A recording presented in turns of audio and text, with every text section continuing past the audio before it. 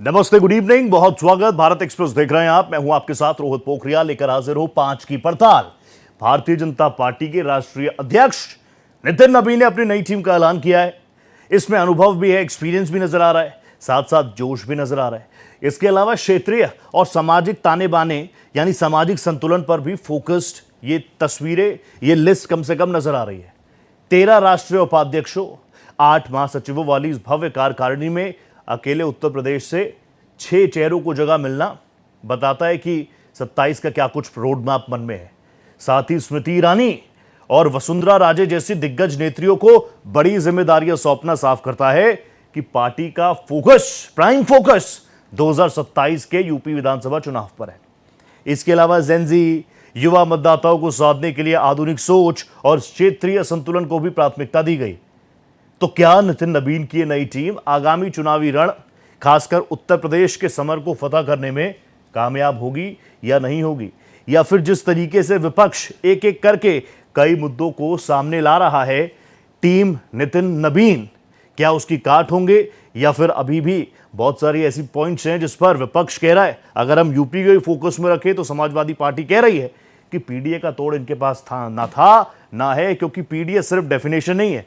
PDA समाज को represent कर रहा है जो अपनी प्रॉब्लम्स के लिए सरकार की तरफ निगाहें लगाकर, टकटकी लगाकर देखता था, लेकिन उसको सिर्फ और सिर्फ फेलियर हाथ लगा है। इसी पर एक सार्थक चर्चा करेंगे। एक बड़ा पैनल मेरे साथ जुड़ेगा, उससे पहले देखिए रिपोर्ट।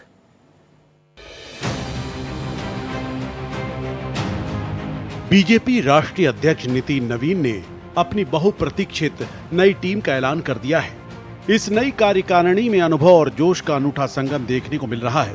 13 राष्ट्रीय उपाध्यक्ष और 8 महासचिवों वाली इस भव्य टीम में पार्टी ने साफ कर दिया है कि उसका पूरा फोकस आने वाले चुनाव, खासकर 2027 के उत्तर प्रदेश विधानसभा चुनाव पर है। बात अगर सबसे सियासी सूबे उत्तर प्रदेश की करें तो बीजेपी ने मास्टर स्ट्रोक चलते हुए अकेले यूपी से 6 चेहरों को इस कोर टीम में जगह दी है। इतना ही नहीं, तेज तर्रार स्मृति ईरानी और दिग्गज वसुंधरा राजे सिंधिया को बड़ी जिम्मेदारी सौंपी गई है। महिला नेतृत्व को आगे करके पार्टी ने आधी आबादी साधने का एक स्पष्ट और मजबूत संदेश दे दिया है। साथ ही संगठन महामंत्री के रूप में बीएल संतोष की मौजूदगी ये बताती है कि पार्टी अपनी सांगठनिक रीढ़ को पूरी तरह से मजबूत रखना चाहती है। क्षेत्रीय संतुलन की बात करें तो इस टीम में हर हिस्से को साधने की कोशिश हुई है। दिल्ली में 6, महाराष्ट्र से 4 और राजस्थान से 3 नेताओं को शामिल किया गया है। इसके अलावा उत्तराखंड, ओडिशा, आंध्र प्रदेश, पंजाब, बंगाल, केरल और बिहार जैसे राज्यों से भी 2-2 चेहरों को प्रतिनिधित्व दिया गया है। पार्टी के इस विजन में युवाओं की ऊर्जा और आधुनिक सोच को प्राथमिकता दी गई है, ताकि बदलते राजनीतिक समीकरणों में जेनजी और युवा मतदाताओं से सीधा कनेक्ट बनाया जा सके। साफ है कि नितिन नवीन की ये नई टीम सिर्फ एक फेरबदल नहीं, बल्कि 2027 के चुनावी रण, विशेषकर उत्तर प्रदेश के समर को फतह करने का एक अचूक राजनीतिक ब्लूप्रिंट है। Bureau report, Bharat express. तो देखिए, लंबे वक्त से इंतजार चल रहा था कि कब नितिन नबीन की नई टीम सबके सामने आएगी। इसको लेकर इससे पहले भी कई तरह की ब्रेकिंग फ्लोट हो रही थी, लेकिन अब जब ये पूरा प्रोफोमा सबके सामने आ गया, तमाम बड़े चेहरे सबके सामने आ गए, उत्तर प्रदेश के 6 चेहरों को जगह मिलना, और कुछ देख लीजिए आप टीम में कौन कौन है नितिन नबीन के। बैजयंत जय पांडा कहाँ से ताल्लुक रखते हैं? उड़ीसा से ताल्लुक रखते हैं। ऐसे ही कई सारे नाम है, जैसे डी पुरंदेश्वरी कहाँ से ताल्लुक रखती है? ये सब राष्ट्रीय उपाध्यक्ष हैं, आंध्र प्रदेश से ताल्लुक रखती हैं। रेखा वर्मा उत्तर प्रदेश से ताल्लुक रखती हैं। राम माधव जी का नाम भी आपने सबसे पहले देखा होगा, दिल्ली से ताल्लुक रखते हैं। तो अब ये टीम तो सामने आ गई, लेकिन इससे क्या फर्क पड़ने वाला है, इसी को समझेंगे। मेरे साथ देश के जाने माने वरिष्ठ पत्रकार डॉक्टर सुनील कौशिक सर जुड़ चुके हैं। सुनील सर, नमस्ते कर रहा हूँ, warm welcome to you on my platform. हालांकि हम सबका प्लेटफॉर्म है। कांग्रेस के तेज तर्रार वक्ता प्रवक्ता डॉक्टर राहुल यादव साहब मुझे नजर आ रहे हैं। राहुल जी, नमस्ते कर रहा हूँ आपको। हालांकि बीजेपी की लिस्ट है, आई एम श्योर कांग्रेस इसमें क्या ज़्यादा इंटरेस्टेड होगी, इसलिए एक बार ज़रा ओपनिंग में ले लेता हूं कौशिक सर की, फिर तुरंत आपके पास आ रहा हूं। जस्ट गिव मी 2 मिनट्स दूंगा मैं कौशिक साहब को। कौशिक साहब मुझे बता दीजिए, ये लंबे मंथन चिंतन के बाद, क्योंकि इससे पहले भी कई बार ऐसी ब्रेकिंग आई, आज होगा, कल होगा, परसों होगा, तरसों होगा, लेकिन मंथन चिंतन लंबा चल गया। अब ये जो लिस्ट आई है सामने, किस तरीके से आंकड़े बैलेंस नजर आ रही है? 7 राज्यों में भी चुनाव है और 2047 में विकसित भारत, विकसित राष्ट्र भी बनना है। देखो रोहित जी, सर। जो मैं लिस्ट देख पा रहा हूँ, उस लिस्ट में मुझे कुछ नया नहीं दिखा। अच्छा। जहाँ महिला आरक्षण को लेकर के, परसीमन को लेकर के जितनी आक्रामक संसद में थी, और पश्चिम बंगाल चुनाव से पहले महिलाओं के अधिकारों को लेकर के, महिला आरक्षण बिल को लेकर के जो सक्रियता दोबारा दिखाने का प्रयास संसद में किया जी, क्या इसमें कुछ है? कम से कम शुरुआती आप कर देते, 33% महिलाओं को, 25% कर देते महिलाओं को देकर के, ठीक है, वेरी नाइस। तो लगता कि हाँ ठीक है, महिलाओं का सम्मान आप कर रहे हैं। जैन जी का बड़ा आंदोलन चल रहा है, पूरे देश के युवा सड़कों पर हैं। राहुल गांधी की तरह आपके भी राष्ट्रीय अध्यक्ष युवा ही हैं, अभी 50 के आसपास हैं। हाँ। तो कम से कम युवाओं को तरजीह दे दी जाती। कुछ बड़े यूथ चेहरे, जहां मोदी जी कह रहे थे 2 साल पहले, कहा कि हम 1 लाख युवाओं को तैयार कर रहे हैं देश की राजनीति के लिए, यस। कहाँ चले गए वो युवा इसमें? केवल आपने वो पुराने चेहरे जो निश्चित तौर से कहीं न कहीं भारतीय जनता पार्टी की अंदरूनी राजनीति में सक्रिय रहे, ओके, वो लोग आपने लाके खड़े कर दिए। आप राजस्थान से देख लीजिए, जहां बिल्कुल 36 का आंकड़ा था, जहां अमित शाह जी को वहां जाना पड़ा राजस्थान में प्रदेश अध्यक्ष की वसुंधरा राजे करने के लिए, वो दिल्ली आने के लिए तैयार नहीं थी मैडम जी। फिर आपने चुनाव में क्या किया? मुख्यमंत्री का चेहरा नहीं रखा। हाँ। बीच में देखा, बहुत सारी चीजें ऐसी हैं। स्मृति ईरानी को आपने क्यों साइडलाइन कर दिया? ठीक है। स्मृति ईरानी का वो बयान है कि पत्रकार ने सवाल पूछने पर कहा कि हम आपके संपादक और मालिकान से बात करेंगे। हाँ। इसको लेकर के दिल्ली में बड़ा चर्चा हुई। ठीक है, आपने धीरे बड़े पत्रकारों के कहने पर साइडलाइन में कर दिया गया, फिर दोबारा क्यों ले आए? ठीक है।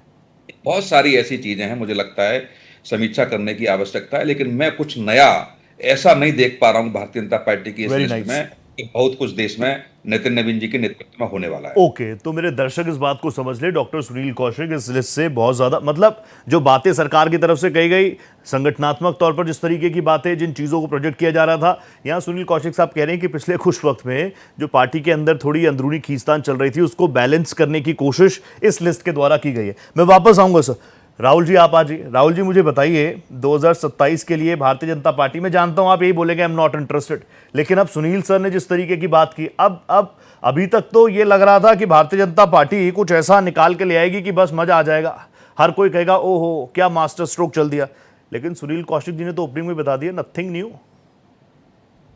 नहीं, देखिए, बिल्कुल मैं कौशिक साहब की बात से बहुत हद तक मैं उनकी बात से सहमत हूँ। पार्टियों का आंतरिक मामला होता है सांगठनिक बदलाव करना और संगठन में विस्तार करना, लेकिन फिर भी भाजपा के जो है नेतृत्व ने अभी नई टीम बनाई है नितिन नवीन जी की, उसमें 13 राष्ट्रीय उपाध्यक्ष हो, राष्ट्रीय महासचिव हो, सचिव हो, सारे हो, लेकिन इनमें क्या वसुंधरा राजे जी को आप देखिएगा जिस तरीके से राजस्थान से उनको बेदखल किया गया जी, तो ये सारी चीजें इनके सामने है। लेकिन देखिए, ये टीम कमोबेश मैं इसको ये मानता हूँ कि सरकार के पास उपलब्धियों की तो कमी है, इसलिए वो संगठन की पैकेजिंग बढ़ाई जा रही है सरकार के द्वारा।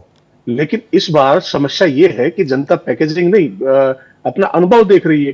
टीम चाहे नितिन नवीन जी की हो या अमित शाह जी की हो या मोदी जी की हो, बात तो एक ही है कि कौन चला रहा है, कहां से चला रहा है, ये सारी चीजें हैं। लेकिन नितिन नवीन जी या जनता का सवाल ये है कि 12 साल का हिसाब जो है आपको अब आगे देना पड़ेगा। जिस तरीके से भाजपा ने, आपने भी अपने शुरुआती रिपोर्ट में बताया कि 2027 को लेकर तो कोई तैयारी नहीं है, तो बिल्कुल तैयारी करे भाजपा, वो स्वतंत्र है पार्टी।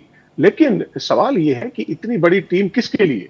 क्या ये गरीब के लिए बनाई गई है, किसान के लिए बनाई गई है, छात्र के लिए बनाई गई है, बेरोजगार के लिए बनाई गई है, महिलाओं के लिए बनाई गई है? तो हम कह रहे हैं कि अगर प्रतिनिधित्व जरूरी है तो सरकार के आंकड़े भी जरूरी है, अगर सामाजिक न्याय जरूरी है तो जातिगत जनगणना भी जरूरी है, अगर महिलाओं की भागीदारी जरूरी है तो महिला आरक्षण तत्काल लागू करना भी जरूरी है। अगर ओबीसी की चिंता इन्होंने अपनी लिस्ट में करी है, सांगठनिक लिस्ट में करी है, तो ओबीसी को सिर्फ चुनाव के समय याद मत कीजिए, नीति बनाने के लिए के समय भी याद कीजिए।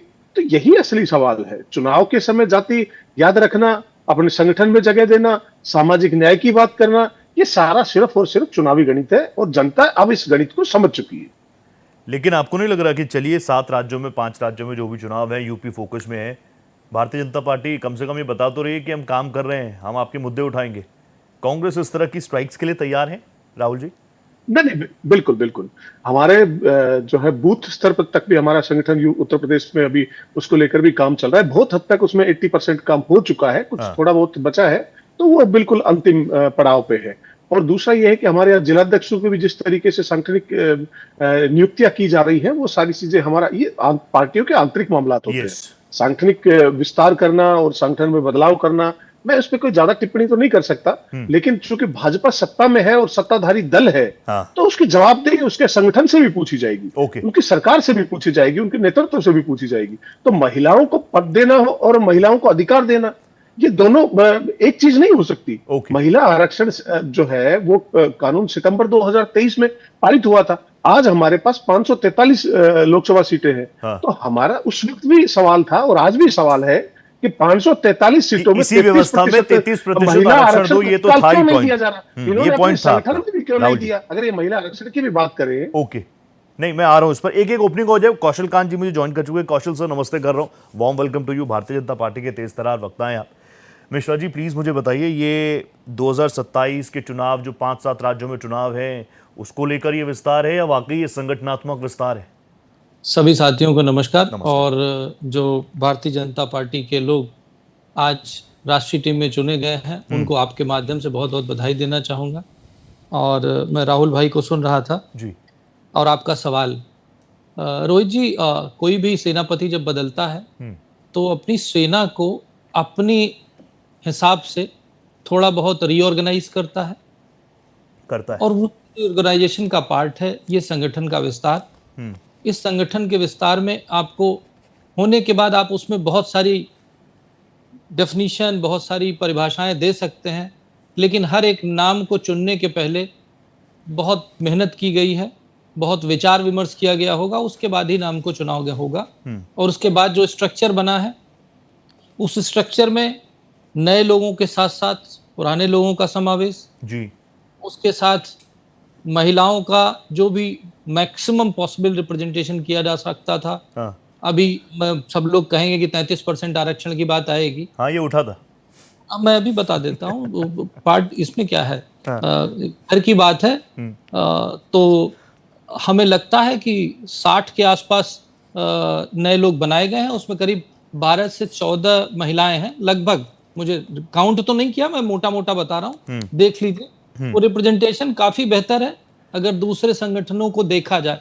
आप लोकतंत्र में कंपैरिजन देखते हैं, आइडियल एक अलग चीज होती है, बट जो सामाजिक तौर पे है, जो अभी सामयिक तौर पे हो रहा है, अगर हमारे संगठन को किसी भी राष्ट्रीय पार्टी, जो समाजवादी पार्टी को ले लें, कांग्रेस को ले लें, डीएमके को ले लें, अगर उससे कंपेयर करें तो आपको वाइडर प्रेजेंटेशन दिखेगा। पूरे भारत के हर स्टेट को प्रेजेंट करने की कोशिश की गई है, हर सेक्शन ऑफ सोसाइटी को प्रेजेंट करने की कोशिश की गई है, बट उससे ऊपर इस बात का ध्यान रखा गया है कि जिस लक्ष्य के लिए माननीय मोदी जी के नेतृत्व में नितिन नवीन जी ने अपनी टीम सेलेक्ट की है, उसका लक्ष्य क्या है?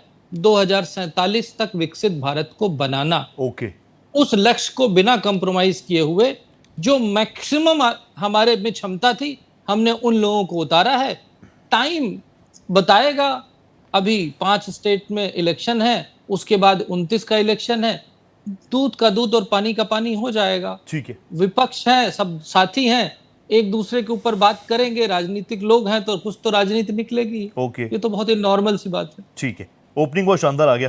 कौशिक सर, मैंने पूछा था ना, ओपनिंग में आपसे पूछा था कि 2027 भी सामने है और 2047 में विकसित राष्ट्र भी बनना है। उसी लिहाज का मेरा पहला सवाल था, तब तो कौशल से जुड़े भी नहीं थे। लेकिन अब बताइए, सेटिस्फाई हैं? वो कह रहे हैं, देख लीजिए लगभग 60 नाम है, उसमें 12 से 14 हमने महिलाओं को प्रतिनिधित्व दिया है। Charity begins from home, we are doing it. तो मिश्रा जी ने जो कहा है वो ठीक है, एक प्रवक्ता होने के नाते जो उनको कहना चाहिए था वो बेचारे कह सकते हैं बचाव में। लेकिन मैं पत्रकार होने के नाते मैंने पहले भी कहा कि इस टीम में कुछ मैं नया नहीं देख पा रहा हूँ। जिस तरीके से युवाओं की और महिलाओं की भागीदारी होनी चाहिए थी, ठीक है। भागीदारी मुझे नहीं दिखती। 10 महिलाओं को 67 लोगों की लिस्ट में यदि सम्मिलित करने का प्रयास भारतीय जनता पार्टी ने किया है तो वो ठीक नहीं है। और इसलिए ठीक नहीं है कि महिलाओं की राजनीति में भागीदारी की सबसे बड़ी आवाज भारतीय जनता पार्टी ने बनने का प्रयास पिछले 1-2 साल में किया। ठीक है। चाहे महिला आरक्षण बिल को लेकर के कहा हो, चाहे पश्चिम बंगाल के चुनाव से पहले की बात हो, चाहे बिहार के चुनाव से पहले की, और वही मैं कांग्रेस में भी देख रहा हूँ। ठीक है। दोनों पार्टियों ने, खड़गे साहब का आप घोषणा पत्र देखेंगे तो खड़गे साहब ने भी यह कहा था भरे मंच से और घोषणा पत्र में भी कि मैं राष्ट्रीय अध्यक्ष बनने के बाद 50% से ज्यादा मेरी कार्यकारिणी में युवा चेहरे होंगे। भी अपना पूरा नहीं कर। राहुल गांधी जब राष्ट्रीय अध्यक्ष बने तब भी लगा था कि देश के युवा, और उन्होंने कई मंच से कहा कि मेरी टीम में युवा होंगे जी। लेकिन आपने देखा और हम सब लोगों ने देखा कि जो भागीदारी उनकी टीम में भी युवाओं की होनी चाहिए थी वो उनकी टीम में भी नहीं दिखी। और 2019 के लोकसभा चुनाव के बाद जो भी राहुल गांधी जी ने कहा इस्तीफा देते समय, निश्चित तौर से सब बातें उन्होंने स्पष्ट कर दी और अपने एक पार्टी के नेताओं, अपनी पार्टी की भूमिका को लेकर के उन्होंने खुद सवाल खड़े कर दिए। जब राष्ट्रीय अध्यक्ष इस बात से भ्रमित हो जाए कौन कहाँ काम करेगा, कैसे काम करेगा, मैं काम नहीं ले पाया, और जिनको जो जिम्मेदारी गई थी उन्होंने अपने दायित्वों का निर्वहन नहीं किया और वो अपने पुत्रों को, रिश्तेदारों को जिताने में लगे हुए थे, ऐसी स्थिति यहाँ भी आप देखिए। नितिन जी को तो मैं युवा ही मानूंगा, बहुत ज्यादा की नहीं है, 45-46 ही है। राहुल गांधी से थोड़े कम होंगे और योगी जी से, अखिलेश जी से थोड़े ज्यादा होंगे, बस 50 के आसपास हैं। लेकिन नितिन नवीन जी से जिस तरीके से एक नया चेहरा यूथ भारतीय जनता पार्टी निकाल के लेकर के आई, एक नया चेहरा होगा, नया, और कभी किसी को उम्मीद भी नहीं थी। लेकिन नितिन जी की टीम में कुछ ऐसे नहीं है जो ऐसा हो कोई ये भी आ गए, ये कैसे आ गए, अच्छा, मतलब ऐसा कोई चौंकाने वाला नाम नहीं है जिसके लिए बीजेपी जानी जाती थी, जानी जाती है ना। अब बीएल सिंह तो साहब को भी वही पूरी जिम्मेदारी आपने दे दी जो पहले से कई सालों से देख रहे हैं। आपने सह संगठन मंत्री जो सालों से देख रहे हैं वो आपने दे दी। बंसल साहब को भी आपने उसमें कर लिया जो पहले से देख रहे हैं। मीडिया का जो कारोबार देख रहे हैं उनको आपने देख लिया। नया क्या था उसमें? यदि आपने अपनी नई टीम में 20% नए चेहरे जोड़ दिए और उसमें से भी वो जो कभी अपने जमाने के दिग्गज रहे थे और जिनको भारतीय जनता पार्टी ने कभी साइडलाइन करने का प्रयास किया वो भी आप इसमें आ गए। तो इसका मतलब आपने संतुलन बनाने का प्रयास किया है, एक संदेश देने का भारतीय जनता पार्टी ने प्रयास नहीं किया जो हम लोग उम्मीद लगा रहे थे। ठीक है, ठीक है। एक छोटा सा रिएक्शन दे दीजिए इस पर कौशल कांत मिश्रा जी। आपने इफेक्टिवनेस को थोड़ा कम कर दिया कि कितनी इफेक्टिव टीम होनी चाहिए थी। आपने पार्टी के अंदर संतुलन, क्योंकि बीच में कुछ चीज़ें बहुत ऊपर नीचे हुई तो उसको, वो जो डेंट पड़े हैं उसको मैनेज करने का काम किया। कौशिक सर ये मान रहे हैं और वो कह रहे हैं वो जो ट्विस्ट और टर्न वाला फैक्टर था जिसका हर कोई इंतजार करता था कि ओहो बीजेपी कुछ करने वाली है, मतलब कुछ ट्विस्ट एंड टर्न होगा, कुछ नहीं, बहुत सादा हो गया। अच्छी बात है, लोगों के एक्सपेक्टेशन के हिसाब से इसका मतलब लिस्ट आ गई है। सरप्राइज है रोहित जी, क्योंकि हमेशा आप सरप्राइज एक्सपेक्ट करते थे, इस बार नहीं सरप्राइज मिला।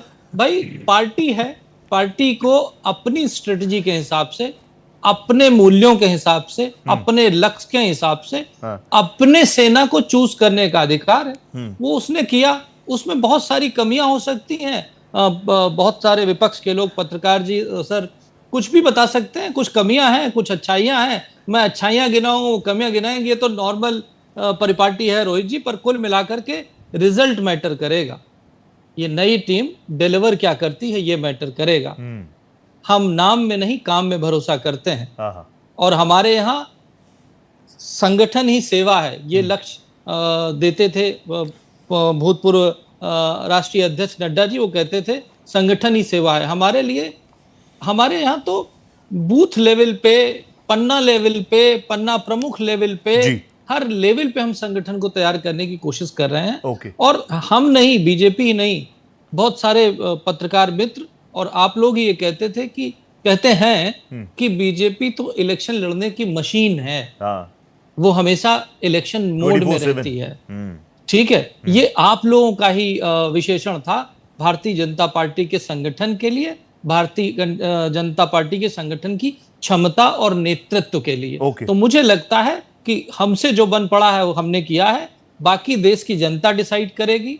हमारे पत्रकार दो भाई जो हैं उनका क्रिटिसिज्म सराखों पर, हाँ। उनके क्रिटिसिज्म को लेकर Done. ही हम अपने आप को मॉडिफाई करते हैं, Okay. बेहतर बनाने की कोशिश करते हैं और लक्ष्य की राह में चलते रहते okay, Rahul ji will respond now. Rahul ji, मैं फिर वही आऊंगा घूम फिर के, क्योंकि ये तो उनकी पार्टी का मकसद है। अब इस पर हम डिबेट क्या करें, वो तो बीजेपी जो चाहे जिसको बना दे। लेकिन आपको लग रहा है कि जिस तरीके से पिछली बार, यानी 24 में ही, ज़्यादा पीछे नहीं, 24 में ही जिस तरीके से यूपी से बड़ा झटका लगा, सीटें कहाँ जा रही थी कि 70 पार होंगे, 70 प्लस होगा, और कहाँ आ गए, समाजवादी पार्टी ने बड़ी पटकनी दे दी। आपको लग रहा है कि सारा फोकस सिर्फ और सिर्फ, मतलब अब तो कौशिक साहब भी कह रहे हैं कि बहुत इफेक्टिव लिस्ट उनको लग नहीं रही, लेकिन क्योंकि कुछ समीकरण साधने, चाहे वो जातीय हो चाहे दूसरे हो, उनको साधने के लिए इस लिस्ट को आगे किया गया है, क्योंकि डर है। नहीं, बिल्कुल बिल्कुल पोखरियाल साहब, आपने बिल्कुल वाजिब सवाल उठाया है। भाजपा को बिल्कुल डर है, और जिस तरीके से उन्होंने लोकसभा चुनाव में मुंह की खाई है भाजपा ने, हाँ। और जो राम के नाम पर जो कहने की बात करते थे, वो अयोध्या हार गए साहब। ये बड़े सारी चुनौतियां भाजपा के सामने हैं और रहेंगी। बात यह है कि वहां जो जिस संगठन के सांगठनिक बदलाव किए गए हैं, क्या वो संगठन स्वतंत्र रूप से वहां काम कर पाएगा? लेकिन चूंकि इनका आंतरिक मामला है तो मेरी टिप्पणी बनती भी नहीं है। और आपने कहा कि इस पे बहस क्या ही होगी, लेकिन चूंकि अब आपने रखी है तो इस पे डिबेट होनी भी जरूरी है अभी तो ये। लेकिन सवाल ये है कि वहां one man show two man army चल रही है कि इनके फैसले किस पर थोप दिए जाते हैं, वो सारी चीजें सबके सामने है। जिस तरीके से नड्डा जी को किनारे करके और उनको कई बार उनको अपमान का सामना करना पड़ा, तो नितिन नवीन जी के भी हालात कमोबेश वही है। आज स्थिति ये है कि जब इन्होंने कहा कि सब समीकरणों को, समाज के सब वर्गों को लेकर हमने टीम बनाने की कोशिश करी, तो यहाँ भाजपा के प्रवक्ता बैठे हैं। मैं इनसे पूछना चाहूंगा कि अगर सामाजिक प्रतिनिधित्व जरूरी है तो जातिगत जनगणना से आपको डर क्यों है? चुनाव से पहले कौन सा समाज कितना प्रतिशत है, कहाँ किस जाति का प्रभाव है, किस सीट पर किस वर्ग को टिकट देना है, किस नेता को किस समाज के बीच भेजना है, किस सहयोगी को कितनी सीट देनी है, सबका हिसाब लेकिन होना चाहिए। लेकिन जब देश की जनता पूछती है कि सरकारी नौकरियों में किस समाज को कितनी हिस्सेदारी है, शिक्षा में किसकी कितनी हिस्सेदारी है, सरकारी योजनाओं का लाभ किस सामाजिक समूह को कितना मिला, तब सरकार चुप हो जाती है और तब भाजपा चुप हो जाती है। तो हम जाति की राजनीति नहीं चाहते, ये इस तरीके के वक्तव्य भाजपा की तरफ से आने लगते हैं। तो हम कहना चाह रहे हैं कि जाति के आंकड़ों पर आधारित कोई न्यायपूर्ण जो प्रतिनिधित्व जो है वो चाहते हैं हम। तो यही फर्क है और यही भाजपा को सबसे ज्यादा चुभता है। तो अब ये जो इन्होंने जो नई टीम जो बनाई है, तो सबसे बड़ा सवाल ये है कि भाजपा नई टीम बना सकती है, लेकिन क्या नई टीम बेरोजगारी खत्म करेगी? क्या नई टीम पेपर लीक को रोक पाएगी? क्या नई टीम महंगाई घटा पाएगी? क्या नई टीम किसानों की आय दोगुनी कर पाएगी? क्या नई टीम महिलाओं को सुरक्षा दे पाएगी? क्या नई टीम सरकारी स्कूल बंद होने से रोक पाएगी? ये इन सवालों के जवाब भाजपा के प्रवक्ता शायद नहीं दे पाएंगे। लेकिन 2014 से 24 के बीच में लगभग सरकारी एक लाख स्कूल बंद हो गए और लगभग 2.25 लाख माफी चाहूंगा 2.25 करोड़ के आसपास बच्चों के नामांकन में कमी आई है। तो पेपर लीक और परीक्षा व्यवस्था का संकट इनसे इतर अलग भी है। 2014 से अब तक कम से कम 152 पेपर लीक हो चुके हैं और 7.5 करोड़ छात्र इससे प्रभावित हुए हैं। अब 2026 में यूजीसी नीट के पेपरों को दोबारा कराने की नौबत आ गई। तो मैं यहाँ भाजपा के प्रवक्ता बैठे, उनसे भी मैं ये भी पूछना चाहूंगा कि सालों छात्र पढ़ता है, फीस देता है, परीक्षा दे रहा है, यात्रा के खर्चे कर रहा है, और फिर सरकार कहे कि दोबारा परीक्षा कीजिए। तो गलती किसकी है? सजा छात्र को क्यों मिले? राहुल जी, ये तो हो गए अग्रेसिव मुद्दे। राहुल जी, ये तो हो गए अग्रेसिव मुद्दे। सारी चीजों को इस टीम से कोई मतलब नहीं है देश के ज्वलंत मुद्दों से। मैं कह रहा हूँ ये तो हो गए अग्रेसिव मुद्दे, इनको तो उठाना चाहिए। विपक्ष इसलिए है, आपको ये मुद्दे उठाने चाहिए, आप उठा भी रहे हैं, लेकिन वो तो अपनी टीम कम से कम दिखा रहे हैं। और अभी कौशल जी ने कहा नाम नहीं काम। प्रधानमंत्री जी भी कई बड़े बड़े मंचों से कह चुके हैं हम तो कामदार हैं, वो तो नामदार हैं। मुझे बताइए, जब आपकी सूची आएगी, आपकी प्राथमिकता भी ऐसी रहेगी क्या कि पार्टी में जो बड़े बड़े नेता, जो ग्रुप ऑफ 24 जो नेता थे, उनको किसी तरीके से हम सेटल डाउन कर लें, पहले संगठन को ठीक कर ले, फिर सरकार, फिर देश? हाँ, नहीं, बिल्कुल आपका वाजिब सवाल है। पार्टी और सांगठनिक स्तर पर सारे समीकरण देखती है, इसमें कोई किंतु परंतु नहीं है। लेकिन साथ में एक सरकार की और भाजपा चूंकि सत्ताधारी दल है, तो उनसे जो है देश के ज्वलंत मुद्दे भी जुड़ते हैं उस सही बात है। और सरकार उनकी है साहब। सांगठनिक, मैंने अपने शुरुआती वक्तव्य में भी कहा कि सब पार्टियों का अपना क्षेत्राधिकार है। संगठन का विस्तार करना हो, संगठन में बदलाव करना हो, ये पार्टियों का अपना क्षेत्राधिकार है। उसको लेकर हमारी कोई टिप्पणी नहीं बनती। लेकिन चूंकि सत्ताधारी दल है तो सवाल तो विपक्ष के और देश के सवाल तो रहेंगे। ओके ओके, कौशिक सर आपने बता दिया कि आपने इसमें कुछ न्यू आपको मिला नहीं, इफेक्टिव कुछ नजर आ रहे हैं। चलिए इफेक्टिव ही बता दीजिए। कौशल कांत जी कह रहे हैं result will matter, time will tell the result, लेकिन आपको ये टीम इफेक्टिव लग रही है? नहीं, अब देखो, भारतीय जनता पार्टी को अपनी टीम से काम लेना है। हाँ, निश्चित तौर से उस पर गहन मंथन किया गया होगा जब ये लिस्ट बाहर आई है। लेकिन जहां मैं पत्रकार होने के नाते जो मैं समीक्षा कर रहा हूं वो मैंने कहा। ठीक है।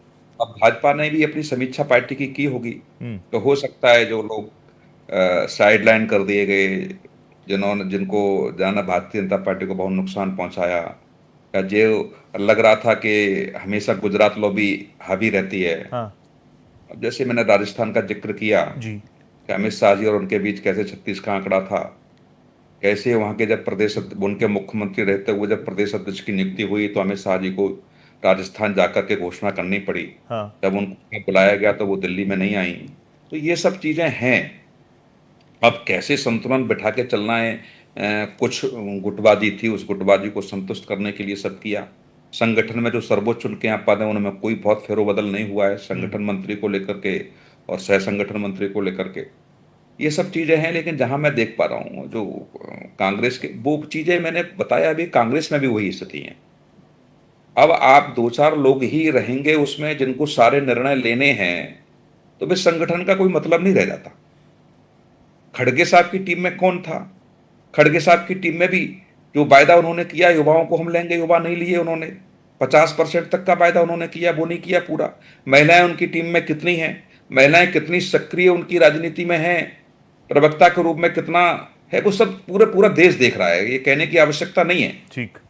तो क्या युवाओं के साथ, महिलाओं के साथ जो पार्टी के बड़े नेता कहते हैं मंचों से, और मैंने ये अभी बार बार कहा कि जो संसद में महिला बिल के दौरान जो बड़ी बड़ी बातें पार्टी के तमाम लोगों ने कही, वो न तो मुझे कांग्रेस के संगठन में दिखी और न अब भारतीय जनता पार्टी के संगठन में दिख रही हैं। अरे कम से कम वो संविधान जो एक्ट बनाया वो ठीक है, 2029 में या 2032 में जब लागू होगा तब होगा। आपका तो आपकी पार्टी का संविधान है, हाँ। उसके लागू करने में तो आपको किसी की परमिशन लेने की आवश्यकता नहीं है। कम से कम आप ही शुरुआत करते थे। तो 2027 में आप देखिए, उत्तर प्रदेश में, उत्तराखंड में, मणिपुर में, गोवा में चुनाव है कि नहीं है? पंजाब में चुनाव है, 5 राज्यों में चुनाव है। फिर नवंबर दिसंबर में 2 राज्यों में चुनाव है, हिमाचल में और गुजरात में जी। तो 7 राज्यों में तो अगले साल चुनाव है ही। तो अब आप वहां कैसे देंगे आरक्षण? कम से कम मैं ऐसा महसूस कर रहा था कि महिलाओं का और युवाओं का प्रतिनिधित्व होगा। और इसलिए मैं मान के चल रहा था कि खुद प्रधानमंत्री मोदी जी ने बड़े विश्वास के साथ देश से कहा था कि मैं 1 लाख युवाओं को तैयार कर रहा हूं जो देश की सेवा के लिए तत्पर रहेंगे, राजनीति के लिए तैयार कर रहा हूं। वो 1 लाख युवाओं में से मुझे कोई युवा चेहरा नहीं दिखा इसमें ऐसा जो बिल्कुल लगे ना कि हाँ कुछ, जैसे अभी खुद कहा कि युवाओं से संवाद कैसे होगा। वो आपके मंत्री, आपके सांसद युवाओं से संवाद करेंगे, लेकिन युवा से संवाद करेगा, युवा की ज्यादा अच्छे से समझ सकता है। मुझे लगता है कि 2-4-5 चेहरे अलग टाइप से, मतलब एक न्यू टाइप के होने चाहिए थे जो कह सकते हैं कि हाँ बिल्कुल है, युवा की बात समझेगा और वो प्रधानमंत्री तक या नितिन नवीन तक बातें पहुंचाने में सक्षम होगा। वो ऐसा मैं नहीं देख पा रहा हूं।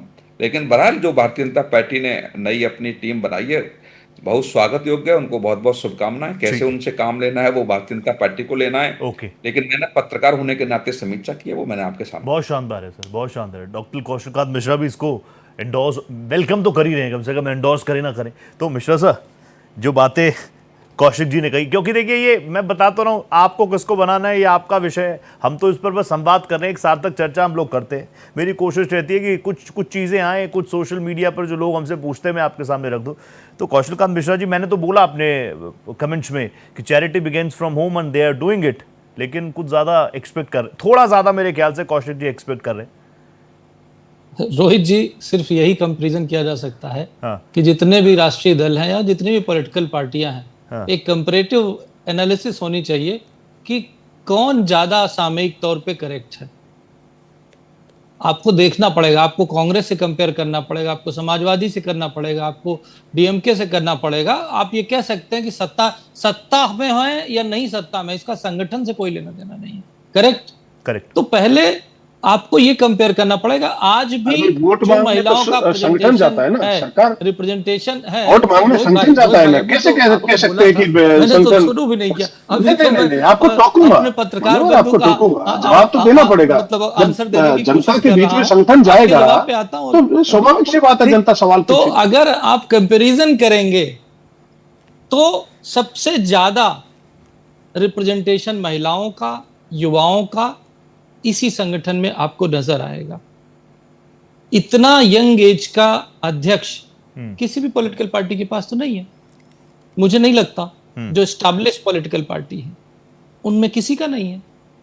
अब बात करते हैं एक चीज और, मैं डॉक्टर हूं Rohit ji. I know sir, I know, we all know. ठीक, नहीं, पर आज तक दुनिया में एक ऐसी दवा नहीं बनी जी जिसमें कोई न कोई कमी ना हो। सबसे सेफेस्ट दवा हम पैरासिटामोल मानते हैं, सही बात है। उसका भी साइड इफेक्ट है, लिवर फेल होकर देती है। ठीक है, तो हर प्रॉब्लम में कुछ ना कुछ, हर सोल्यूशन में कुछ ना कुछ प्रॉब्लम निकाली जा सकती है और उसी से हम बेहतर की तरफ चलते हैं। हम अपने पत्रकार दोस्त का बड़े भाई है मेरे, उम्र में मेरे से बड़े हैं तो बड़े भाई हैं।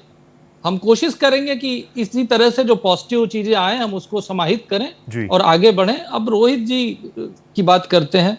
मैं बहुत कुछ खास सुन नहीं पाया था, जो थोड़ा बहुत सुन पाया क्योंकि आवाज साफ नहीं थी। आई डोंट नो स्टूडियो में आ रही थी कि नहीं, बट हमारे पास बहुत टूटी फूटी आई। हमारे पास उसमें कुल मिला करके मैं ये कहना चाहता हूं कि कांग्रेस बीजेपी में कोई भी पत्रकार दोस्त कह रहे थे कि ये आपस में एक परिवार है, उसमें थोड़े बहुत अनमन, थोड़ी बहुत चीजें, अच्छी चीज के लिए नाराज होना सब चलता है, लेकिन कोई परिवार छोड़ करके नहीं जाता।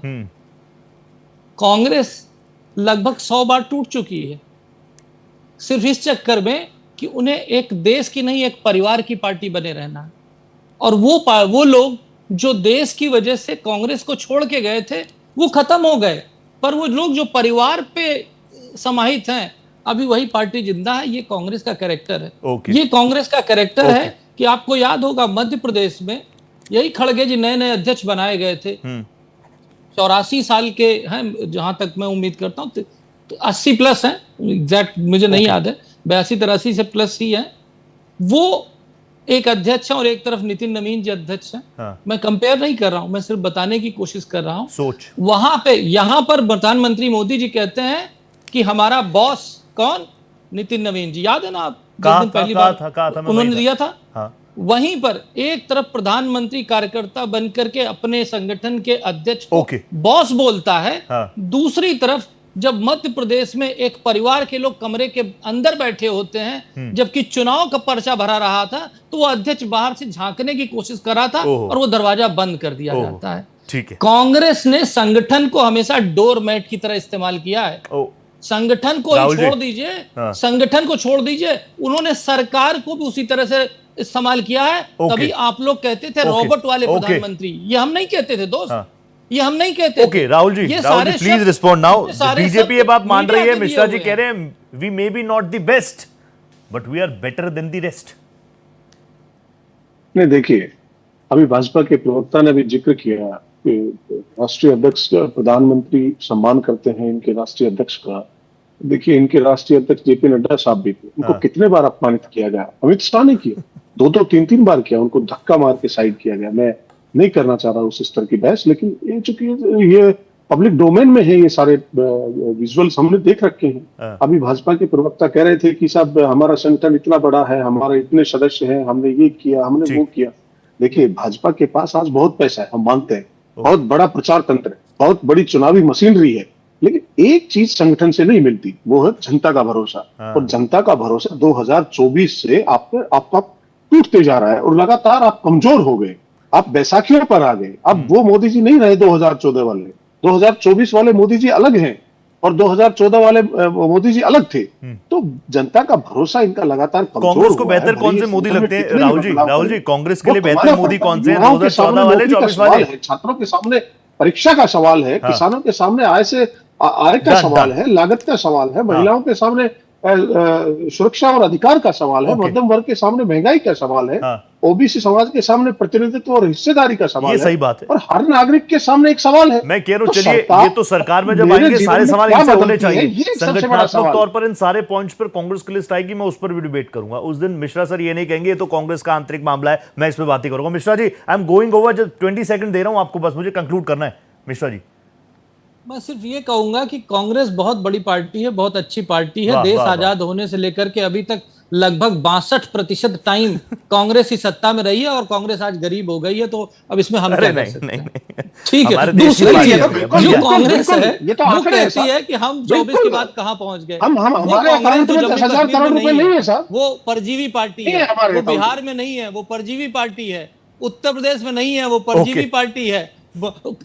बंगाल में नहीं है, वो परजीवी पार्टी है। वो एक स्टेट तो बता दें, एक स्टेट तो बता दें, यहाँ तो और जहां केंद्रीय वो सरकार है परजीवी है वहां साहब। वो आपस में ही लड़ रहे यहाँ तो हैं। केंद्रीय सरकार परजीवी हो गई। वहीं वहां पर वो आपस में ही लड़ ठीक रहे है, हैं। ठीक है ये सर, उत्तर आज- प्रदेश में 2 सीट पे पहुंच गए थे, हाँ। और हम 2 से शुरू होकर के कहां पहुंच गए, तो ये मिश्रा जी, फर्क अभी है। उत्तर फिर भी प्रदेश के लिए आपको- जबरदस्त आपके लिए तैयारी हो रही है। चुनौती मुझे कांग्रेस राहुल भाई ने आपको बताया रोज उत्तर कांग्रेस प्रदेश के लिए को जबरदस्त पड़ता है। तैयारी है। आपने इस बार कहा आपका कि चैलेंज कांग्रेस सिर्फ को समाजवादी पार्टी नहीं होगा, देखिए, अगर यूपी में सोलह कांग्रेस भी फूट होगा। की मैं ये मान रहा हूँ। राहुल जी, कांग्रेस के सामने राहुल जी, चुनौती वक्त है। मुझे इतनी इजाजत कांग्रेस दे तो रहा है आज, पार्टी मैं है। इसको ज्यादा ओवर कर नहीं सकता, लेकिन ठीक है, शानदार चर्चा रही। ये भारतीय जनता पार्टी ने अपनी एक सूची जारी की है, अब वो रिजल्ट कितना फ्रूटफुल देती है फिर उस पर भी डिबेट होनी चाहिए, उस पर भी मैं बात करूंगा। कौशिक सर, बहुत बहुत धन्यवाद, आप आए, थैंक यू सो मच। आप आते हैं तो कई और जो डायमेंशंस होते हैं ना किसी भी डिबेट के, वो मेरे और ज्यादा खुल जाते हैं। Thank you Rahul ji, really pleasure having you as always, thank you so much. And Mishra sir, always pleasure having you, thank you so much, बहुत बहुत धन्यवाद।